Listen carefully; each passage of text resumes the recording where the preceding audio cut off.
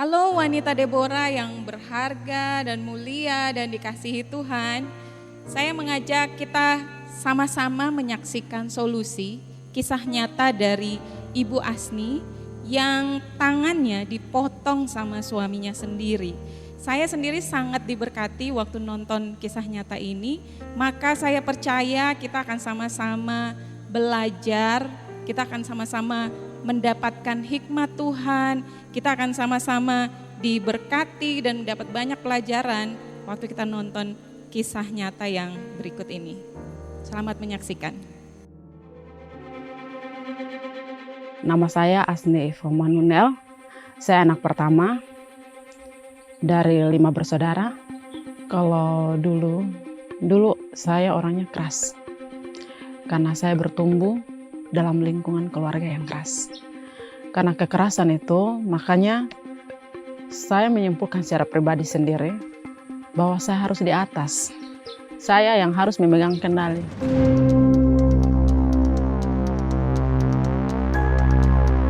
Akhirnya ketika Tuhan izinkan saya punya suami, saya jadi pribadi yang egois. Apa yang saya minta harus cepat. Kalau tidak cepat, saya orangnya ungkit. Jadi akibat dari kerasnya, kadang saya sama-sama bentrok. Berusaha naik tangan sama suami. Saya orangnya naik tangan sama suami. Dan tanpa sadar saya membuat suami tergores. Jadi suami pernah sempat mengeluh, tapi saya tidak mau respon. Saya malah bilang, kau bilang orang besar, omong besar. Tapi kenapa pelaksanaan nol besar? Saya serasa mau mengolok begitu.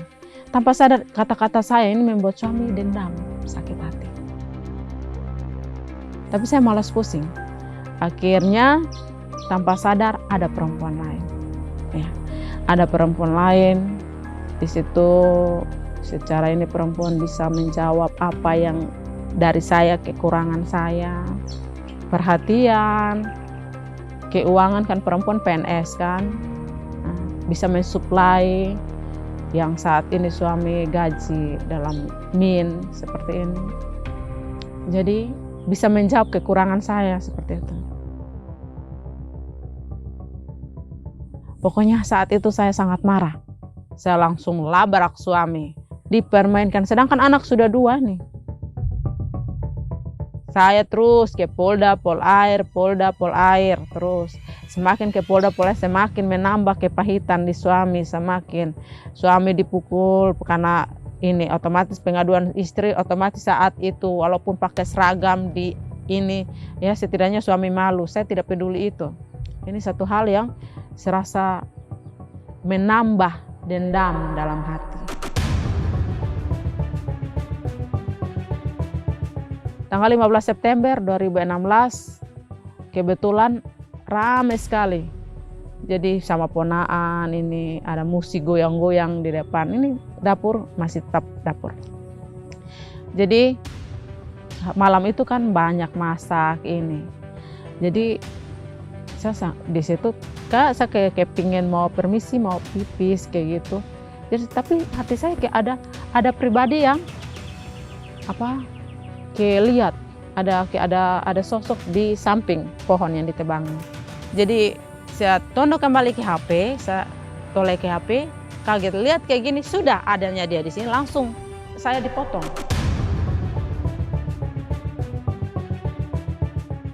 Saya berteriak, aduh, saya sempat sebut suami. Ya, saya sempat, Boris kenapa mau potong beta? Ini, tangan sudah.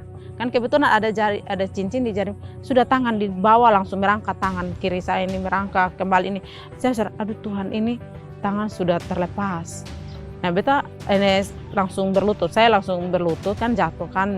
Saya rasa adalah sentuhan lagi parang di sini. Ya, saya tidak buat apa, hanya diam di tempat. Karena waktu jatuh kan waktu berteriak, Bapak kan dengar.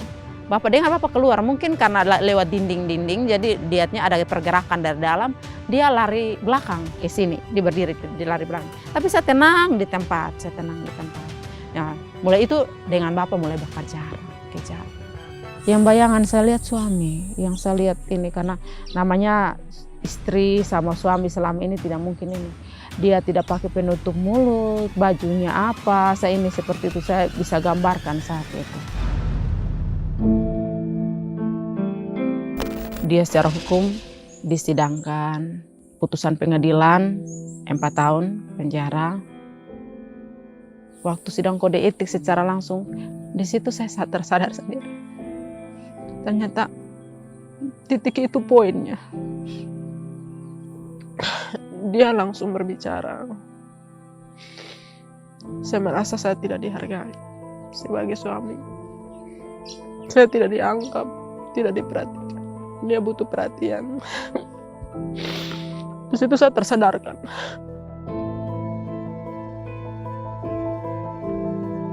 Yang dia merasa tidak dihargai karena saya sering maki dia. Hal kecil saya kantor sampai ke kantor. Mempermalukan dia. Saya sering mengolok-olok dia.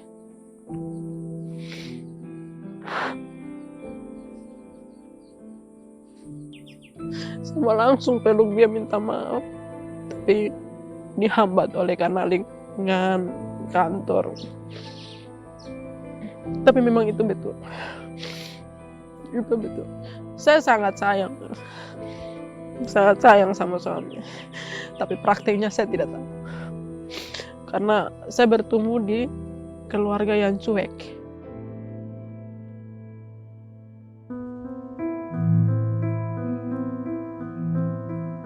Ketika masalah ini sudah berlangsung, saya ambil keputusan mau bunuh diri saja. Karena saya rasa semua kayak menolak saya.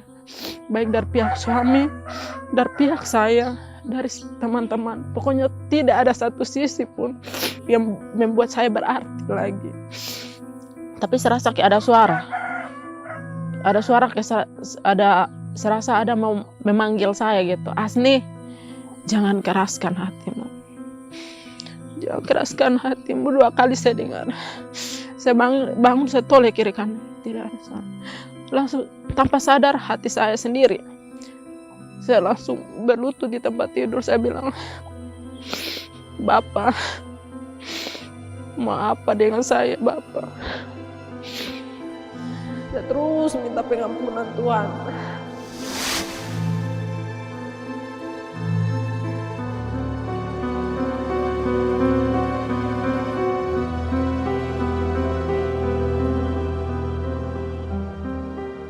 Ada istri mana yang bisa naik tangan? Ya. Di depan orang tua dimaki-maki. Ya. Suami mana yang mau menerima itu? Tapi itulah, saya bersyukur Tuhan masih izinkan saya. Tidak melihat berbagai sikap saya yang buruk. Sebenarnya saya ini tidak diizinkan secara manusia. Harus mati di tempat kalau secara manusia untuk sifat. Tapi karena kemurahan Tuhan.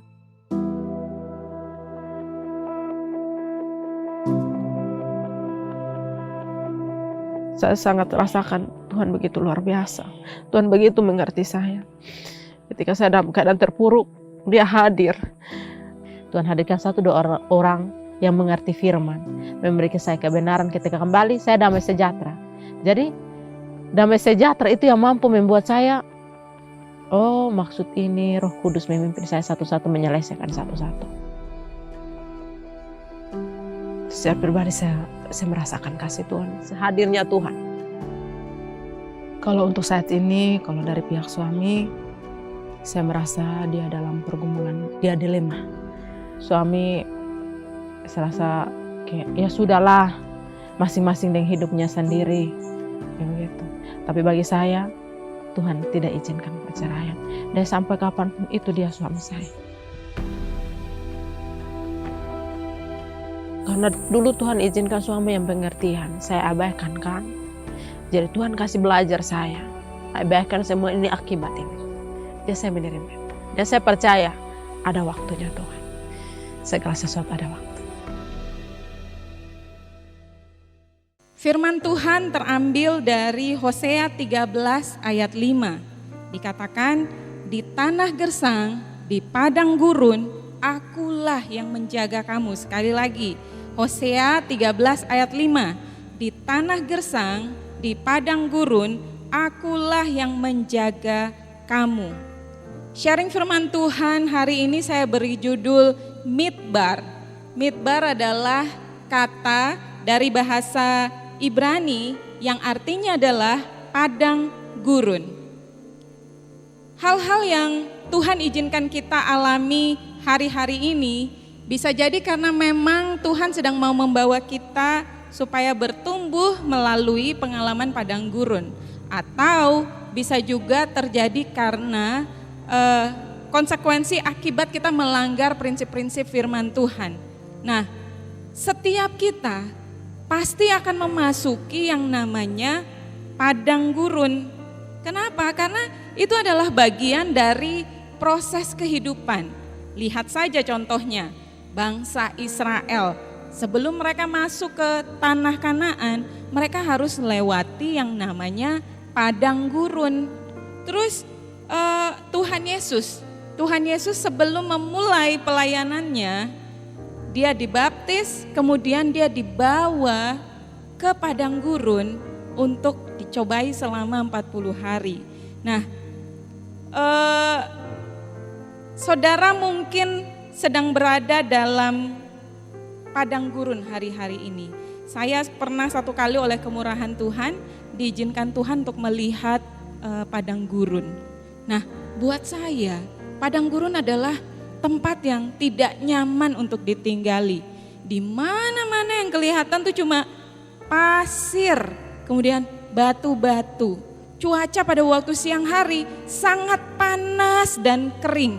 Sementara malam hari tiba-tiba suhu udara bisa drop.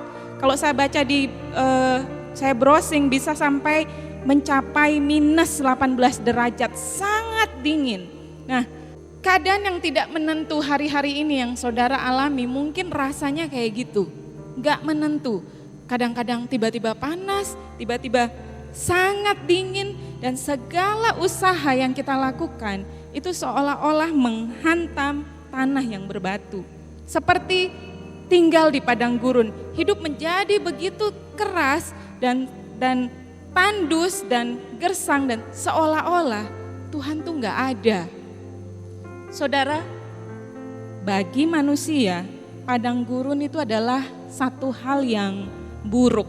Namun Alkitab berkata, padang gurun adalah tempat di mana Tuhan juga ada di situ. Bahkan lebih dari itu, padang gurun adalah tempat di mana Allah berbicara. Bahasa Ibrani dari padang gurun adalah Midbar, yang artinya adalah the place of the word. Tempat Allah berfirman. Lihat saja contohnya di Alkitab Abraham, waktu dikasih visi sama Tuhan, disuruh pandang bintang-bintang di langit dan pasir di sekelilingnya segitu banyaknya keturunannya. Di mana Allah berbicara sama Abraham? Di padang gurun. Bagaimana dengan Musa? Musa bertemu dengan Tuhan ketika dia ada di padang gurun. Dia melihat semak duri yang terbakar tapi tidak terbakar, dan Allah berbicara sama Musa ketika Musa ada di padang gurun. Bangsa Israel, mereka melihat tiang awan, tiang api, banyak sekali mujizat-mujizat yang dialami oleh bangsa Israel justru ketika mereka ada di yang namanya padang gurun. Nah, ketika kita berada dalam padang gurun, ibu-ibu sekalian, sesungguhnya kita itu sebenarnya dekat sekali sama Tuhan, lebih dari sebelumnya. Mengapa? Karena di padang gurunlah sesungguhnya kita baru menyadari bahwa kita butuh banget untuk bergantung sepenuhnya pada Tuhan supaya kita bisa bertahan hidup. Tadi ayat yang kita baca, Hosea 13 ayat 5 mengatakan, di tanah gersang, di padang gurun, akulah yang menjaga kamu, kata Tuhan. Dari kisah nyata yang tadi kita saksikan, Asni mendengar Tuhan bicara kepadanya justru ketika dia ada di dalam padang gurun dan hidupnya diubahkan Tuhan. Bahkan ketika doanya bahkan belum terjawab, tapi hidupnya berubah karena dia mendengar Tuhan berbicara. Apakah saudara sekarang sedang ada di dalam padang gurun, di tanah yang gersang? Apakah hidup begitu keras menghantam saudara sehingga jatuh? 1 Petrus 4 ayat 7 berkata, kuasailah dirimu dan jadilah tenang supaya kamu dapat berdoa. Jangan berdoa dan minta kepada Tuhan supaya mengeluarkan kita dari padang gurun, tapi berdoalah supaya ketika kita ada di dalam padang gurun, kita bisa mendengar Tuhan bicara. Kita bisa mengalami hadirat Tuhan. Kita bisa mengalami mujizat Tuhan. Kita bisa mengalami penyediaan dari Tuhan ketika kita ada di padang gurun. Saya tutup dengan firman ini di Yesaya 54 ayat 10. Biarpun gunung-gunung dan bukit-bukit goyah, aku tak akan berhenti mengasihi engkau. Perjanjian damaiku akan kupegang selalu, kata Tuhan yang mengasihi engkau. Mari kita berdoa. Bapa di surga, kami bersyukur Tuhan buat hari ini kami boleh mendengar firman-Mu. Kami boleh melihat kisah nyata dari seorang wanita yang hidupnya diubahkan ketika dia mengalami Tuhan. Tuhan, aku tidak tahu Tuhan apa yang dialami oleh anak-anak-Mu hari-hari ini Tuhan. Ketika mereka sedang ada di dalam padang gurun mereka masing-masing. Mungkin mereka ditinggalkan oleh suaminya, oleh kematian atau oleh kecurangan. Tapi padang gurun yang mereka alami hari-hari ini Tuhan, aku berdoa supaya itu menjadi tempat di mana mereka mendengar Tuhan berbicara. Kalau ada ibu-ibu yang menyaksikan tayangan ini dan mereka sedang mengalami pergumulan dalam sakit penyakit, dalam keuangan, perekonomian rumah tangganya, dan seolah-olah mereka sedang ada di dalam padang gurun, aku berdoa Tuhan, justru di padang gurun itulah mereka bisa menguasai diri dan menjadi tenang dan berdoa dan bisa mendengar Tuhan Engkau berbicara secara pribadi kepada mereka.